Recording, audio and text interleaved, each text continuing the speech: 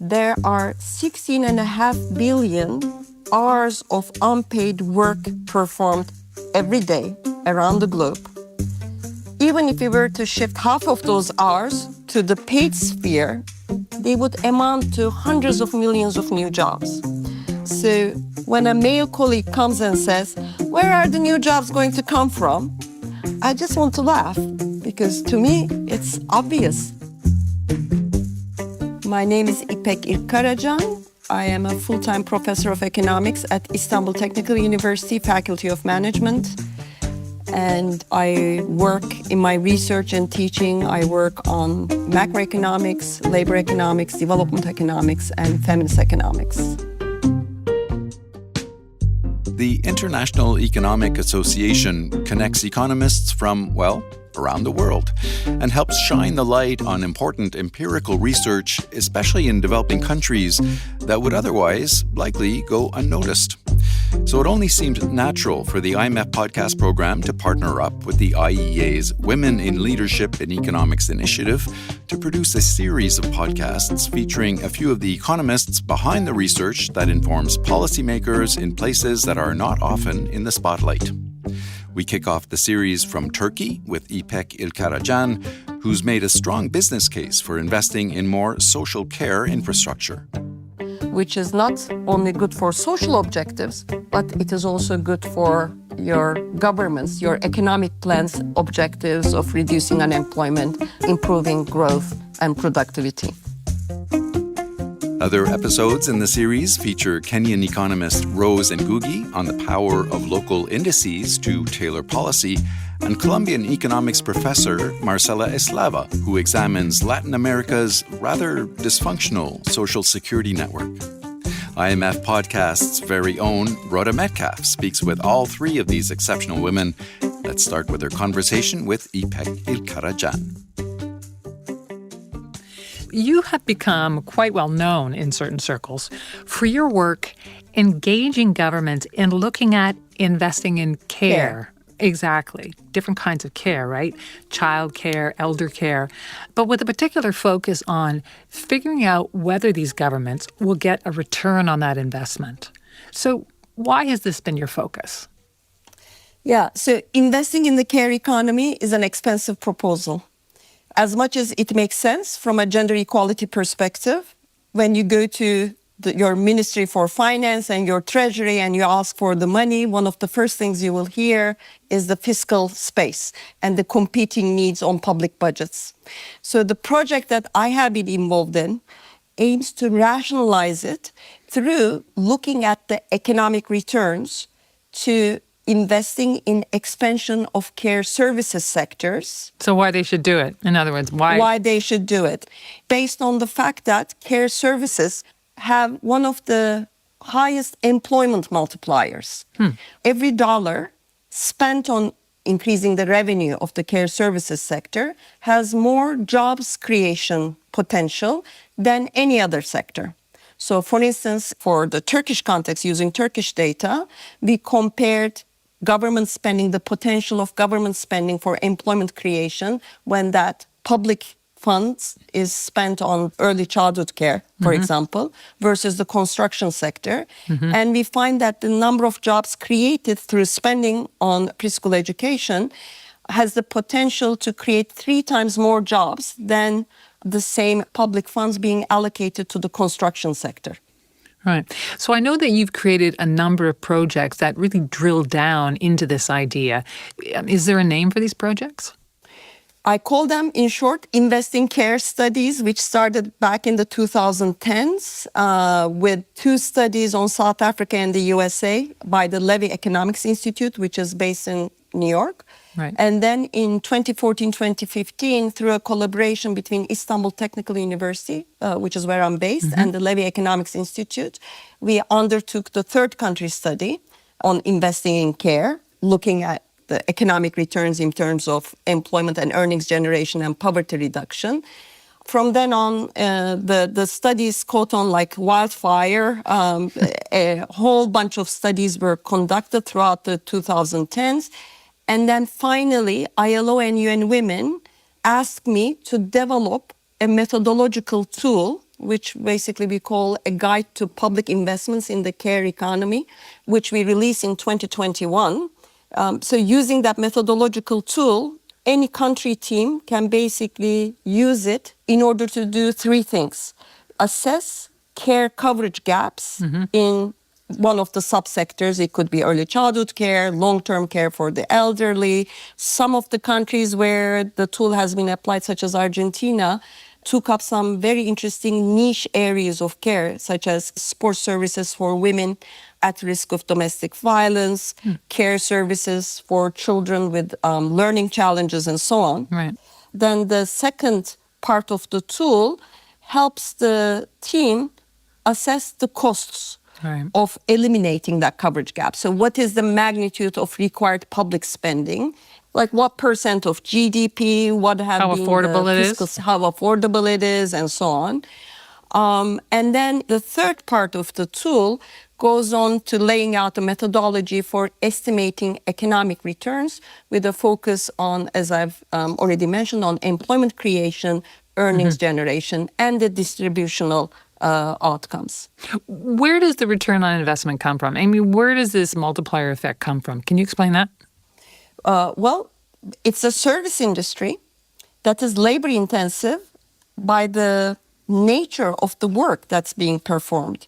So it resists automation, it resists mechanization, which is unlike the other sectors. So therefore, its employment multiplier, despite some digitalization, continues to remain high. I guess what I was wondering is, in the example of childcare, you produce a job for someone to take care of children, but then you also free up that mother to go get a job, right? So is that part of the return on investment we're talking about? That's a very good point. Absolutely. There's also a very strong supply side aspect. So while you're creating jobs at the childcare center, which also favor women's employment, at the same time, you're alleviating the time constraints on the mother's labor supply and allowing her to engage in other activities. It could be paid work. It could be, going back to school or, self-development, or it could be leisure. Right.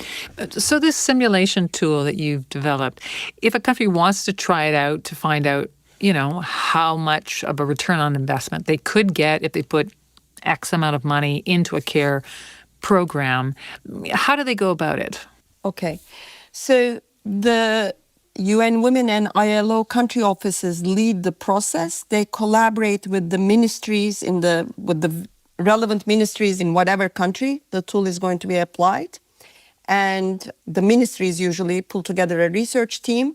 And following that methodology laid out in the paper, they do the data compilation and the data analysis. In the first pilot implementation, which was done in 5 countries, I also served as a consultant guiding these research teams. Now we're doing the 2.0 version of the policy tool, more improved and more comprehensive, which is going to be applied in sub-Saharan Africa. Okay. So through this process, it really engages the policymakers at the country level to come together, to apply this methodology, and come up with a written output. We are also able to simulate the impact on poverty reduction, for example. Right. So when we go back to the ministries of finance to make the argument for creating the fiscal space for investing in care, we go back to them with their self-stated policy objectives around unemployment, Right. labor force participation rate, and poverty reduction. Wow, that's quite something. So I'm interested to understand what brought you to this work. I mean, you identify yourself as a feminist economist, and I know that your early work really focused on women's participation in the labor force and, particularly why it's so low in a lot of countries, including your own, right? Exactly. So working in the Turkish context, one of the issues I picked up, research questions I picked up, was how to account for the persistently low female labor force participation in the Turkish economy. Turkey has been part of the OECD, it's part of the G20, it has a fair level of structural economic transformation and modernization. but its female labor force participation is the lowest, has remained the lowest in the OECD over a long time period. In fact, it is one of the lowest globally. Right. And I understand that you discovered through your research that this was partly to do with education, lower levels of education. But even more than that, it had to do with what happens when Turkish women have children, right? Exactly. They weren't staying in paid jobs after they got married, and marriage is almost synonymous with childbirth, right, within the first 2 years in the Turkish demographic context. So with marriage and childbirth, they were dropping out of the labor market, leaving their place to other single women. So basically, most of the women who were working in paid jobs didn't have children. Didn't have children, or they were university graduates if they were mothers, which meant their earnings were high, so they were able to afford substitutes for their unpaid care work from the market. So they were able to send their child to a private child care center and so on. And also, university graduate women are mostly in formal employment, which means that they can benefit from maternity leave and care leave, which is not the case for informal employment, where most of the lower educated, lower skilled women concentrate. So something I find really interesting about your work is how it has evolved over time. You know, from this early focus that you had on classic feminist economic issues around gender inequality to the research that you do now, which really links the feminist economics issues around the need for care with much more mainstream economic goals of job creation and, GDP growth. How did that shift happen? Maybe the best way to explain it is through a personal story that has to do with my advocacy efforts in the Turkish context. So as a result of the research on work-life balance policies and women's unpaid work and labor force participation, we were able to convince at the time the Ministry for Women and the Ministry for Labor that what was needed was an intervention in improving access to childcare services. So the next step was to go to the Ministry for Finance to ask for higher allocation of funds. Ask for some more money. And what the finance and economy ministers responded was that this was a luxury for the Turkish economy, that we had more immediate needs from an economic perspective, which they said was reducing unemployment and generating more jobs. Right, sure. So the whole plan was sort of put onto the shelf, and it was around that time that I came upon the Levy Economics Institute studies on South Africa and the USA, making the case that investing in care is also an effective strategy for employment creation and for earnings generation and poverty reduction. So it was at that time that I contacted them and I said, I would like to do the same research for using Turkish data. And that's how I moved on to making the linkages and expanding the framework for analysis and discussion beyond the objective of gender equality and making these connections to questions of public spending decisions. And with that research, we were able to go back and say, you've been spending so much of the fiscal stimulus on construction, big mega-scale construction projects.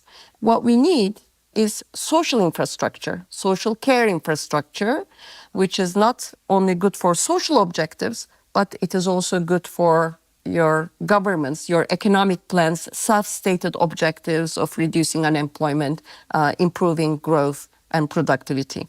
And then, as I said, it caught attention from also UN agencies and other intergovernmental agencies, from the World Bank and the IMF. And then the ILO asked us initially to do a 45-country study. And that led to the policy tool with the ILO and UN Women later on, which then instigated the ILO policy simulator on investing in care. So I feel it's gotten a lot of traction, particularly on the international policy level. Have we seen an increase in the government investment? I don't think there's as much as it should have been, unfortunately, but nevertheless, there has been substantial improvement and a number of examples emerging in different countries. One example is the case of Colombia, Bogota, the city of Bogota. The previous mayor, who happened to be a woman, worked to establish what they call the care blocks in all the neighborhoods of Bogota. So these care blocks are multiple service centers where women can go with their children, place the children at the child care center at this care block. Then there is an elderly community center or active living center. There's a laundry services center. There's a community kitchen addressing the needs for food and cooking and for washing the clothes. And on top of it, these care blocks also entail a number of options for women. Now that, they've placed the children and the elderly and have reduced the time requirements on cooking and washing, the care blocks provide them with options of, for instance, going back into educational courses to finish high school or to go into language or computer courses, skills development, or even self-care to yoga classes. Wow. The example has become so successful that there's intense interest from around the world, including interest from my own city, Istanbul. The mayor, who just started his second term, has run on a campaign of establishing childcare centers in all the neighborhoods of Istanbul, and which they're doing. It's a project in progress, but from what I hear, there are long lines of families waiting to get their children in. Right. So the demand is there, and that's why they're interested in the Bogota example of also extending this model to include these, multi-service facilities. And has your research had some influence on those projects? For the Turkish context, I can say definitely yes, that our research and our research-based advocacy had an impact. And in fact, when the mayor was running for his first term, one of his election campaign films said that investment in childcare centers in every neighborhood of Istanbul would make the children happy, would make the parents happy, particularly the mothers happy, but it would also create jobs that Istanbul needs. In the case of Bogota, there's been a lot of work going on in the Latin American context. Part of it is this investing in care and the economic returns. But a lot of feminist work is going around on the care economy. So it culminated as this example of the care blocks in Bogota. Wow, really interesting. Right. So, you live in Istanbul, as you've mentioned, sort of on the edge of Asia, very close to the Middle East. Has it been difficult in any way to work and do the research that you've done as a feminist economist? Has it been difficult to be a feminist economist working as you do in the part of the world that you live in? My geographic location has both a positive and a negative impact on the work that I do. On the one hand, given that this region, not only Turkey, but also the Middle East and North Africa region, the MENA region, and also South Mediterranean, have low female labor force participation rates, and this persists as an issue on the economic policy agenda, allows for more space to have the feminist conversations in the general economics circles. There's more progress to be made. There's a bigger gap. Exactly. So that creates a demand. So that's the positive side. But at the same time, I think similar to what feminist economists face all over the world, I've also had experiences of, for instance, older male colleagues coming up to me and saying, "You're a good economist. You should leave all this gender work aside and focus on the real economics issues." The important stuff. The important stuff. Yeah. And the F word, the feminist, definitely, has the potential to have a negative impact in some circles. And yet I can't help but think that the care economy, could become increasingly important when you consider the dramatic changes we're seeing in the workforce. With so many jobs becoming obsolete, replaced by technology, while care remains so labor intensive. What do you think? It gives one of the answers to where the new jobs are going to come from in this age of technological change, or in the age of AI and digitalization and 3D printers. My response to it is that there are 16.5 billion hours of unpaid work performed every day around the globe within the domestic sphere doing care activities. Even if we were to shift half of those hours to the paid sphere and maybe reduce the number of hours by increasing the productivity through economies of scale or better, efficient, productive structures, even then they would amount to hundreds of millions of new jobs. So when a male colleague comes and says, "Where are the new jobs going to come from?" I just want to laugh, because to me it's obvious. Yeah, it's an interesting point.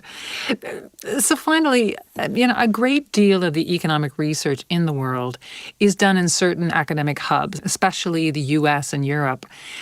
What do you think the importance is of having local economists researching issues in their own region, as you have done? It's crucial. It's crucial if the research and the outcomes are to have any meaningful impact. The local person is the person who knows the context the best, who would be able to read the data, the irregularities in the data the best, as opposed to an outside expert coming in working with that data. Also, the process of doing the research and coming up with the results builds the local capacity and awareness. And that really is the real impact, the main motor of transformation of social change.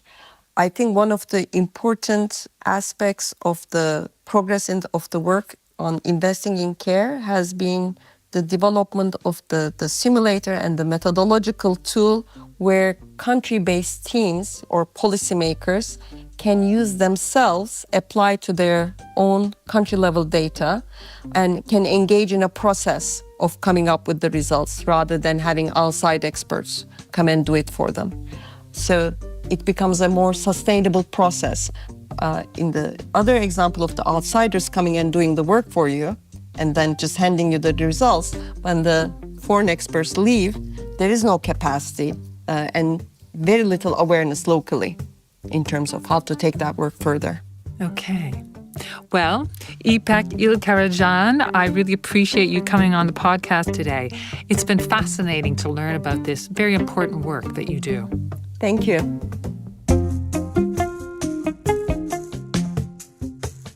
Ipek Ilkkaracan was speaking with Rhoda Metcalf as part of our special collaborative podcast series with the International Economic Association.